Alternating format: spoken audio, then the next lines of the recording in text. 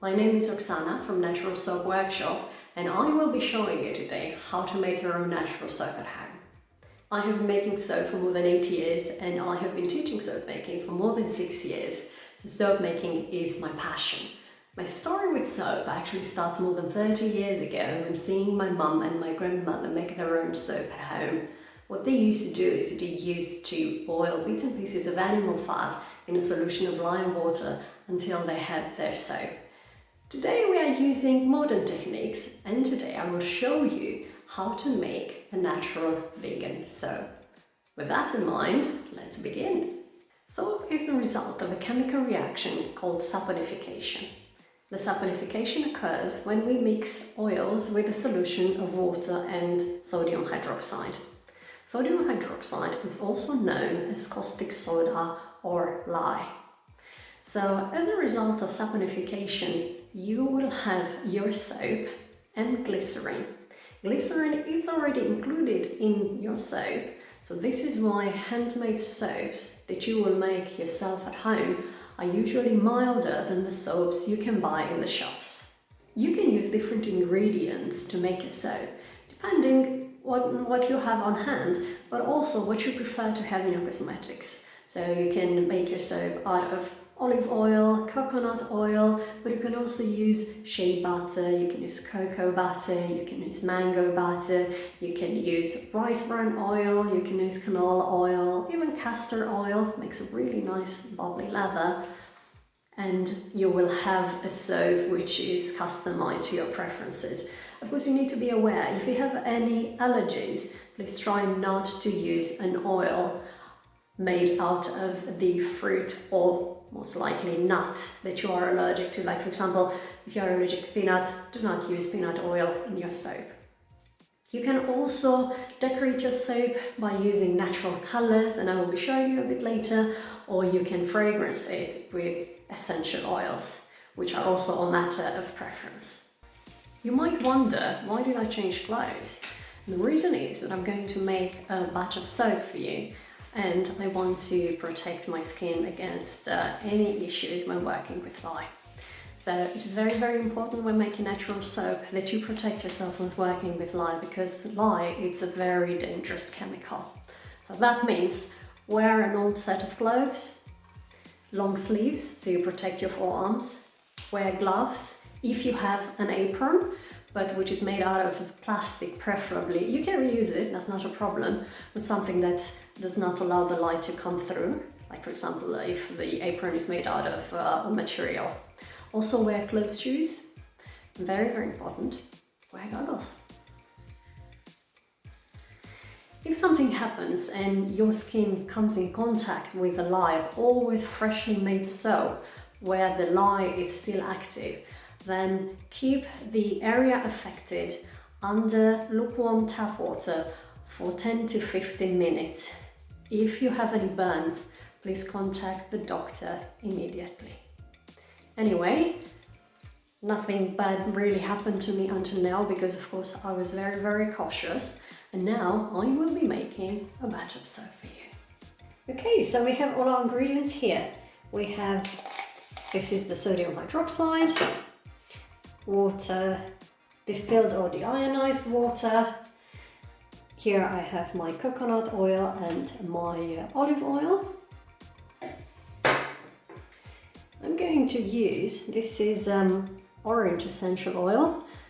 It looks so dark because it's 10 times distilled, and the reason is that I want the smell to stick.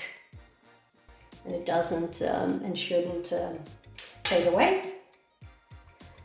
We have, this is good old cocoa powder, which I'm going to mix in part of the soap to make it brown. And this is paprika powder, which has been infused in olive oil. Please, please, please do not use spicy paprika powder for obvious reasons, because you will feel it when you wash yourself with the soap, and also not smoked, because I'm not sure how nice it will smell in a soap. So let's start now. I'm going to start by dissolving the lye in the water always pour the lye in the water beaker, not the other way around, because otherwise you are going to have a very dangerous lye volcano on your hands. Okay. Mix continuously while you pour. And please make sure not to breathe in the fumes. This is why it's very important. When you make your soap, make it somewhere where it's well aired.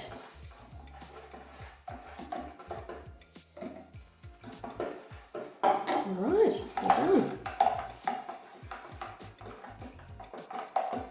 The reaction is exotherm, so you would see, no, actually you would feel that the water beaker has reached now a temperature of around 93 degrees Celsius. We are going to use this to our advantage actually, and I'm going to pour the hot water and lye solution into the beaker with the oils, and that is going to help me melt the coconut oil.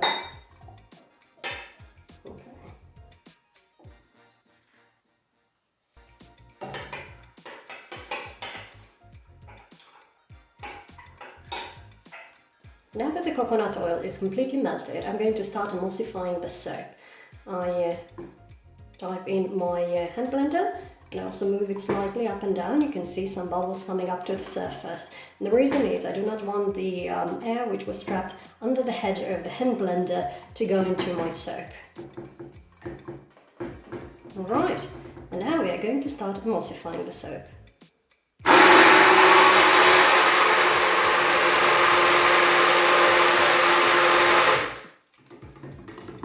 You can see that it's already almost formed.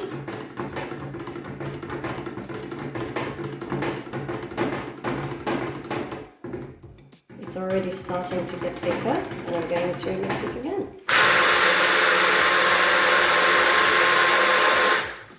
You need to mix it until there's no oil floating on top of your soap. This is when you reach trace. This is what it's called like in the soap making industry. Okay, now that I have reached a beautiful white emulsion, I have separated the soap because I want to color it in orange, brown, and also I'm going to leave part of it white. Okay, so let's start. Have our orange here. And as you can see, it's a beautiful orange.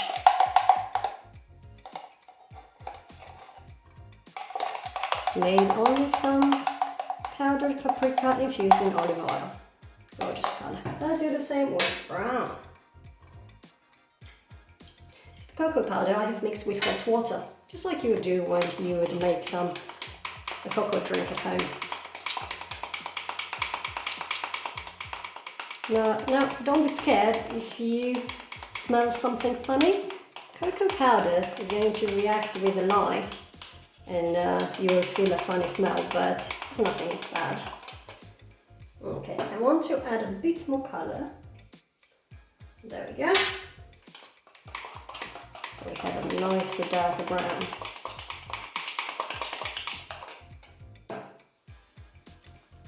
Now I'm going to mix the different types of soap batter. Okay, so I'm going to create something which is called swirl in the pot. Okay. I'm just going to add it here. Bit here. And it's here. So this gorgeous orange. Okay. Yeah.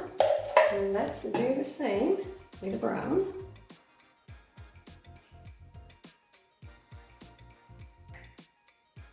There's a reason to the madness. The reason why I'm putting it like this is because I do not want the soap batter to mix up too much from the beginning, because it will mix anyway when I pour it into the mold. Okay, we are done now. It's time to let the magic happen. So, as I would be pouring down, the colors would mix by themselves. Oh, that's lovely. Very 70s style, don't you think?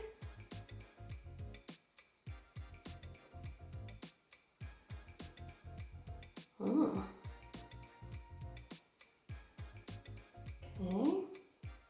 two more. Sorry for the mess, we can clean that up a bit later.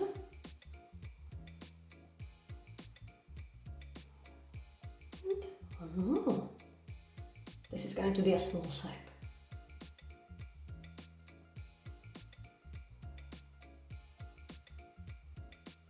And we are done. So this is the beauty of handmade soap.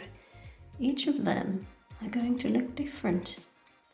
And you can see some of them are quite striking.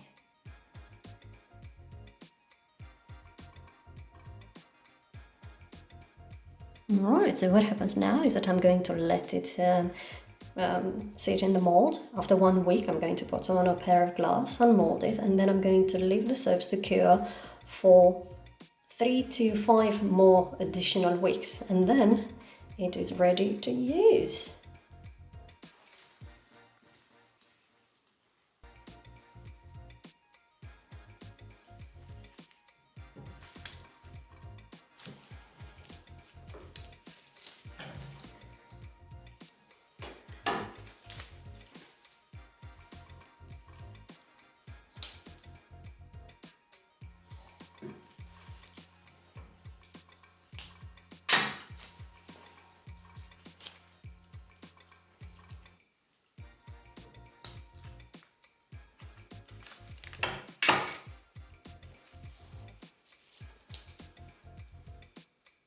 I hope you have enjoyed seeing how natural soap is made at home and that you are going to give it a try soon. Making natural soap at home is a very creative science. There's a very large array of oils and butters that you can use to make your soap. You can scent it with your favorite essential oils, and you can color it with your favorite plant powders as well.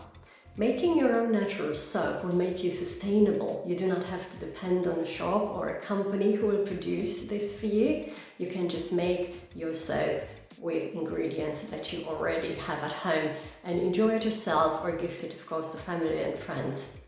Also, very important, you are going to help the environment, because making, using, transporting soap bars does not require the usage of plastic jars or bottles.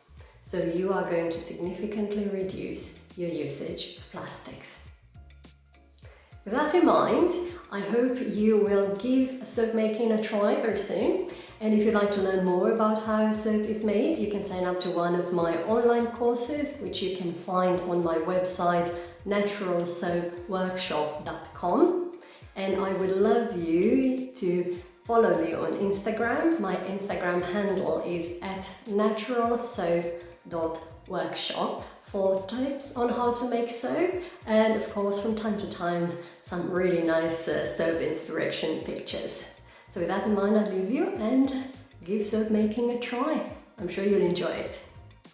Bye bye.